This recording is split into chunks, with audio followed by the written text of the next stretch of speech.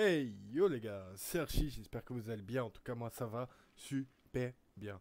Ça fait super longtemps qu'on n'a pas tourné de vidéo ensemble, ça fait un très long moment depuis le tour du compte sur Guild Wars 2 et j'ai décidé de refaire une petite vidéo sur Guild Wars 2 parce que ça me fait plaisir, j'avais envie encore de passer du temps sur Guild Wars 2. Vous inquiétez pas, je délaisse pas du tout Guild Wars 1 pour Guild Wars 2, j'adore les deux jeux, voilà, faut le savoir. C'est juste que j'avais envie de faire une petite vidéo sur les fractales dans Guild Wars 2 pour vous aider à vous stuff, à comprendre comment ça fonctionne, les tiers, etc. Enfin, vous verrez de toute façon dans la vidéo. Euh, je voulais vous parler un peu de la guilde sur Guild Wars 1. Faut savoir que je m'en excuse, mais je l'ai totalement délaissé ces derniers temps. J'avais vraiment pas le temps avec le boulot.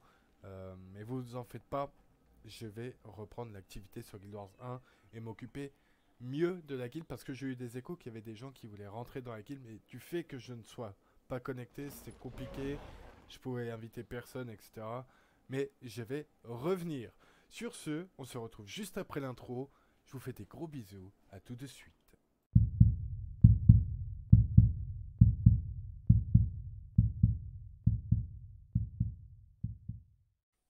Et tout le monde. Et aujourd'hui, on va parler des fractales. Les fractales, c'est quoi? Ah ouais, ça commence comme les débuts. Comment bien débuter le SC? Moi, j'aime bien ça. On va parler des fractales. C'est vrai que c'est un donjon que je surkiffe dans Guild Wars 2. J'ai énormément de reroll et d'autres personnages. J'ai complètement désactivé le son comme un neuneu. Voilà, on va mettre un tout petit peu de son. Voilà. Alors, les fractales, c'est quoi? Les fractales, c'est des moments que l'on revit qui font partie de l'histoire de Guild Wars. C'est des moments assez importants, comme l'attaque de Ascalon. On a encore le pic de Sumka, on a encore les Étherlames, donc l'attaque de Scarlet, etc. C'est des moments qu'on revit un peu aléatoirement euh, dans l'histoire de Guild Wars. En gros, c'est ça. Pour faire vaguement l'histoire, c'est ça. Euh, Maintenant, on va s'intéresser sur comment accéder au fractal, comment être bon en fractal aussi. C'est super important parce qu'il faut savoir que les fractales, c'est pas adressé à tout le monde non plus. On peut pas commencer les fractales comme ça sur un coup de tête. Faut déjà savoir que dans les fractales, ça va mettre en cause plusieurs choses. Et on va déjà parler de de l'équipement et tout ce qu'il faut avoir pour bien débuter dans une fractale. Alors, de base, pour bien débuter dans une fractale, au-delà de l'équipement exotique, il va vous falloir du stuff élevé. Bien sûr, les fractales de tiers 1, vous n'avez pas besoin d'équipement en, en élevé parce que vous n'avez pas besoin de résistance à l'agonie. Donc jusqu'à la fractale de, de la 1 jusqu'à la 15, il me semble, jusqu'à la 20, de la fractale 1 à 20, vous n'avez pas besoin d'un équipement élevé. Vous avez besoin d'un équipement exotique. Exotique. Faut pas avoir en dessous. Faut vraiment rester dans l'exotique pour faire de la fractale. Si vous n'êtes pas stuff en exotique, c'est pas encore le moment pour vous de faire de la fractale. Une fois que vous avez commencé à faire vos fractales, vous n'aurez pas comme moi ici tout écrit en blanc. Vous aurez la niveau 1. Pour débloquer les niveaux au fur et à mesure, il faudra toujours faire une fractale du niveau au-dessus. Alors peu importe, vous pouvez avoir la niveau 1 débloquée. Si jamais vous trouvez un groupe qui fait un niveau 15, vous allez débloquer la niveau 2. Vous n'avez pas débloqué la niveau 15. Ok? En gros, vous allez débloquer une par une à chaque fois que vous ferez une fractale au-dessus de son niveau. Donc par exemple, si vous avez la niveau 1, vous faites la fractale numéro 2, vous allez débloquer la numéro 2. Ou alors, il faut faire la fractale que vous voulez débloquer. Donc si vous voulez si vous avez que la 1 et que vous faites la 1, vous allez débloquer la 2. Ainsi de suite. Et par exemple, si vous faites la 1 et que vous faites la 15, vous allez débloquer la 2 et non pas jusqu'à 15. Etc. J'espère que vous avez compris, j'espère que c'est assez clair ce que je raconte. Euh, Après, on a plusieurs tiers. Alors les tiers, au fur et à mesure que vous allez avancer, vous allez dropper des infusions d'agonie. Les infusions d'agonie, c'est quoi? Il va vous falloir montrer votre métier d'artificier. Votre métier d'artificier, pour le monter, vous allez tout simplement voir la gentille personne. Donc je vais juste switch, j'ai un peu fait ça à l'arrache. Je vais juste switch de personnage en attendant. En fait, l'artificier va vous permettre de pouvoir améliorer vos infusions d'agonie.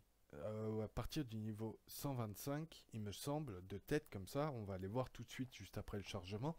À partir du niveau 125, vous allez pouvoir avoir accès euh, aux améliorations des agonies. Alors je vais vous montrer un peu à quoi ressemblent les crafts, parce que vous ne les débloquez pas comme la plupart du temps.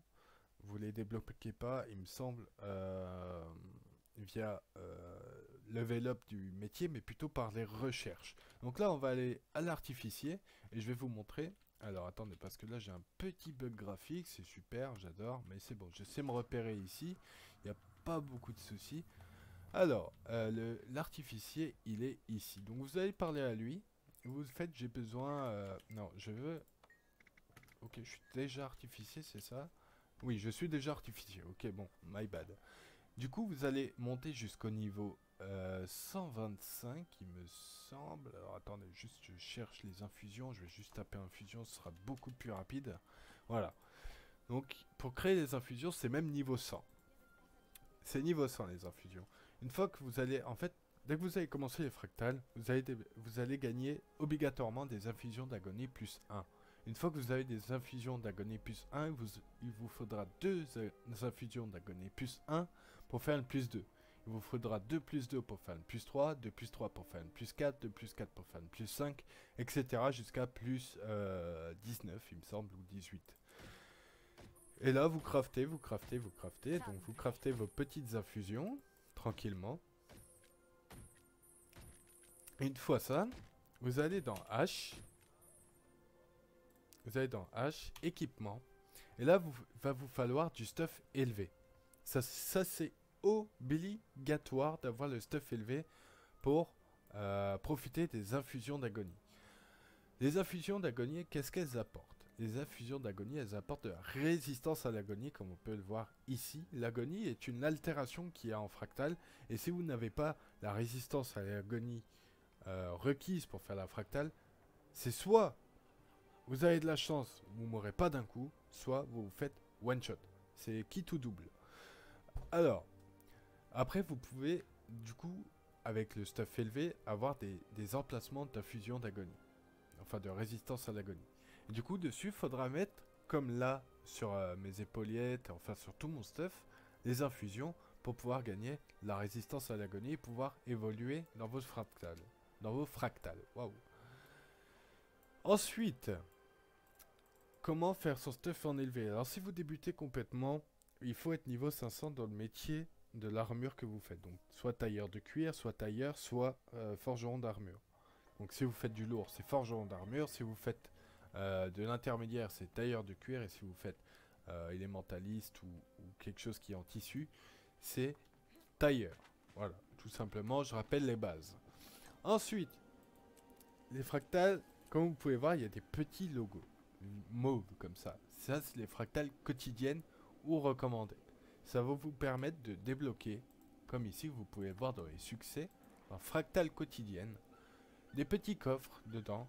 Alors, dans ces petits coffres, vous pouvez avoir pas mal de choses. Vous pouvez avoir des infusions. Donc ça, c'est clairement ce que vous avez tout le temps dans les coffres. Donc ça, c'est objet garanti.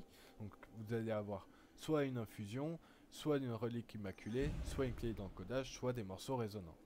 Les communs, vous allez pouvoir drop tout ça. Donc encore des clés de fractal, des grimoires de connaissances, des ectos, etc. et des choses qui donnent des PO. Et après, dans les peu communs, vous avez énormément d'élevés. Vous avez beaucoup d'anneaux, donc il y a tous les anneaux en peu commun. Et après, en très rare, vous pouvez aussi gagner des coffres d'armure élevée ou d'armes élevées. Et après, vous pouvez aussi gagner les armes fractales, qui sont assez compliquées à choper. Voilà. Donc ça, c'est tout ce qu'il y a pour les coffres dans les quotidiennes. C'est très bien de les faire. Généralement, quand vous regardez dans le FG, donc quand vous faites Y, vous allez dans recherche de groupe de fractales, c'est rare que vous allez pas tomber sur des fractales autres que les recommandés ou les daily. par exemple. Comme là, vous pouvez voir, recommandé. Là, la 54, c'est pareil, je crois que c'est une fractale d'aujourd'hui. Et après, dans les T4, ça se complique. Ça se complique énormément.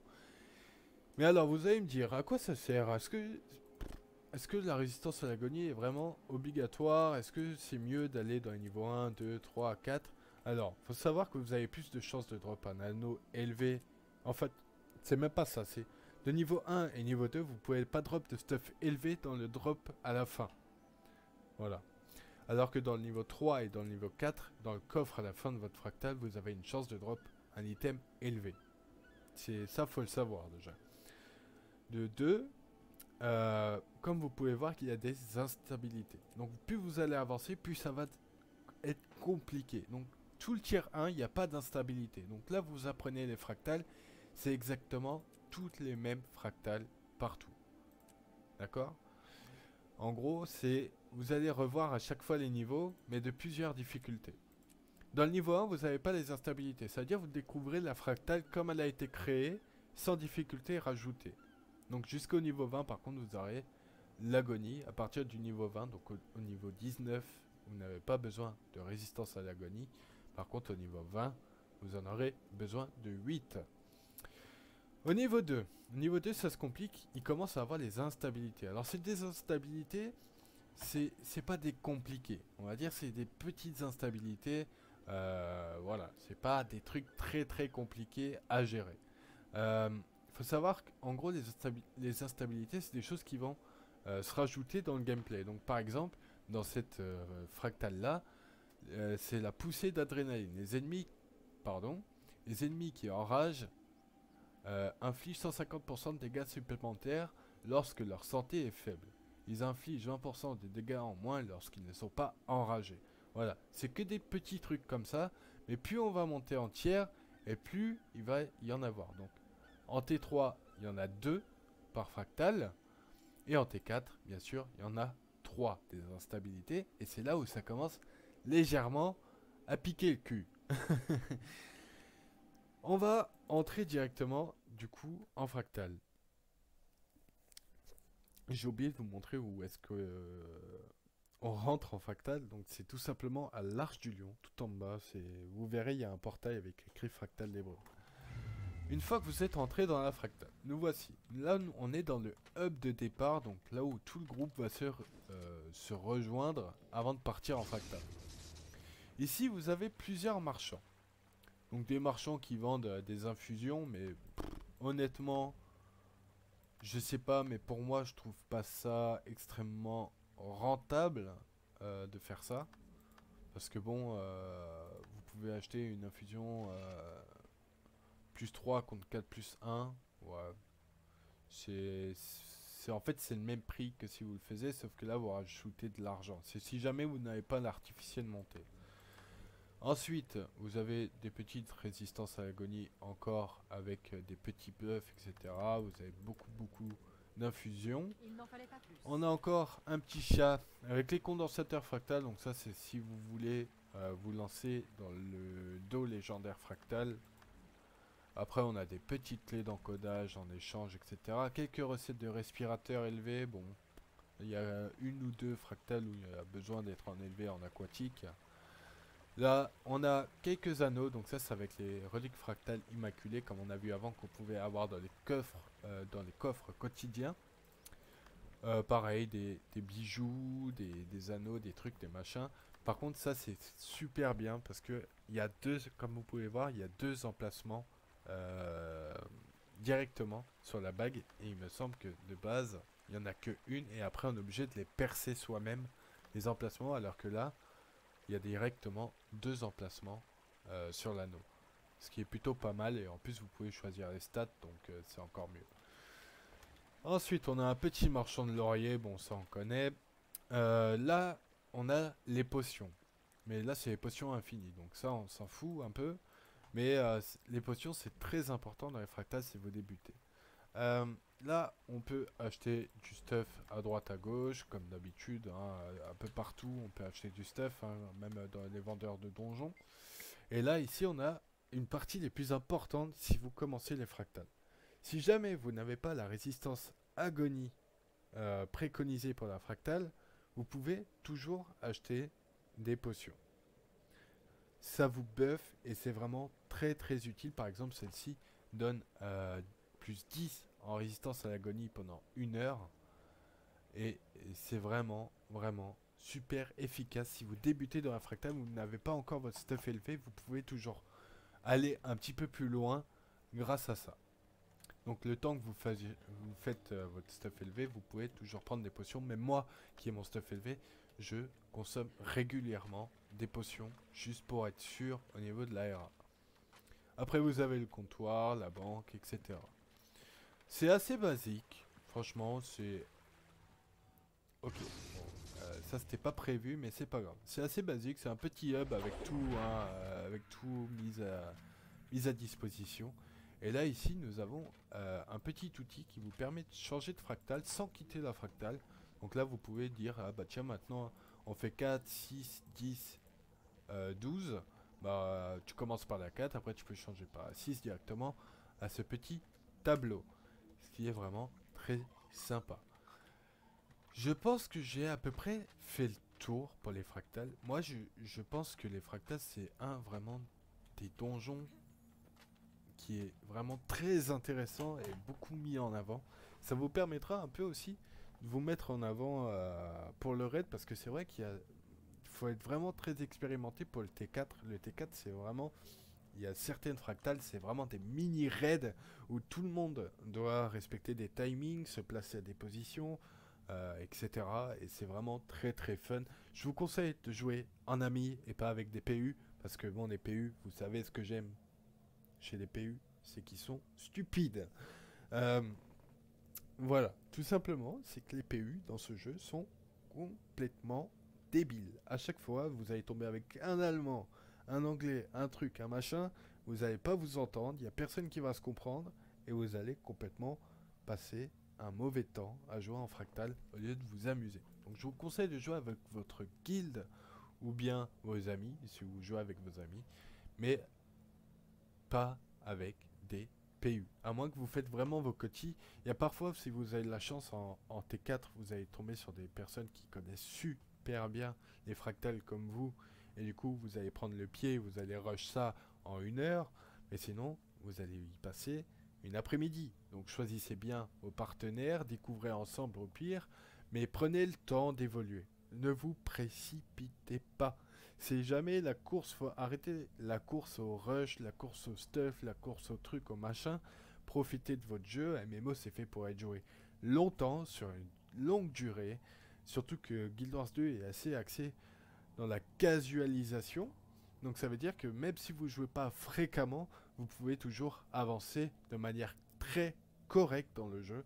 Donc ne vous précipitez pas. Profitez du jeu, profitez des tiers, apprenez les fractales, regardez un peu comment ça se passe. Est-ce que c'est mieux de se placer à gauche, à droite? Regardez comment la balle elle rebondit.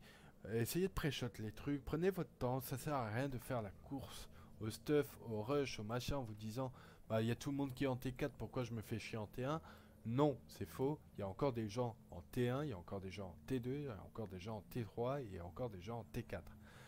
Et en T4, c'est très compliqué parce que bah, il y a 3 instabilités. Si vous connaissez pas la fractale, vous serez bien, bien, bien dans la merde.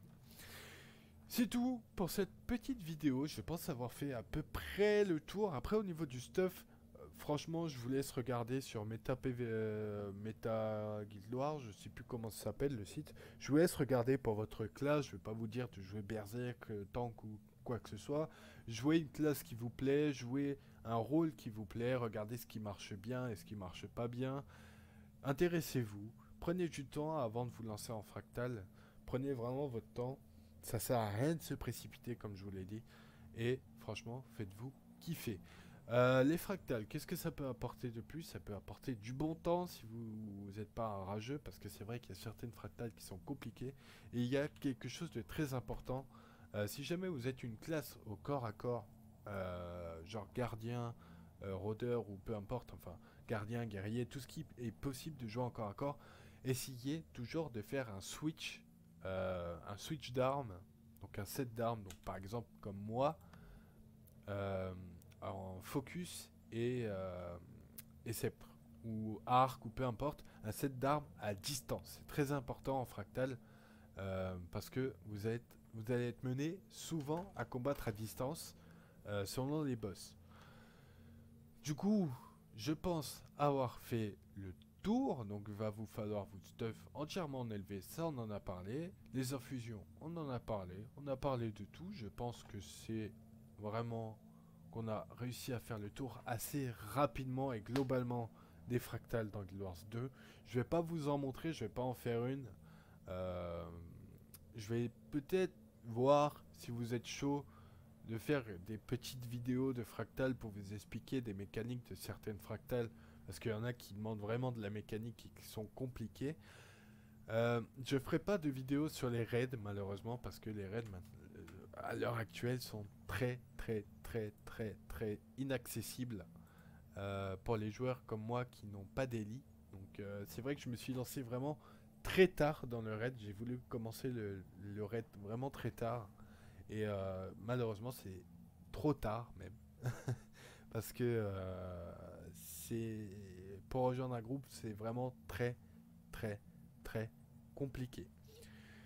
Du coup, voilà, c'est tout pour cette petite vidéo. Vous en faites pas, il y a encore un épisode du Let's Play qui va pas tarder à arriver. Il faut juste que je prenne le temps de le monter sur Guild Wars 1, donc le Let's Play.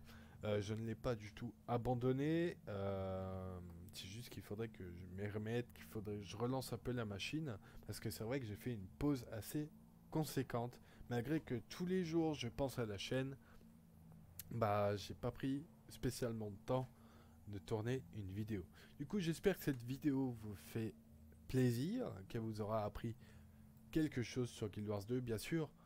Laissez votre petit commentaire, le petit pouce bleu si vous avez aimé, le pouce rouge si vous n'avez pas aimé. Bon bah voilà, je peux pas aider ou plaire à tout le monde, c'est pas un souci. Et n'hésitez pas à vous abonner, ça me donne extrêmement beaucoup de force et ça me motive de plus en plus de vous faire des vidéos. Merci beaucoup d'avoir suivi cette vidéo et on se retrouve dans la prochaine vidéo. Kiss!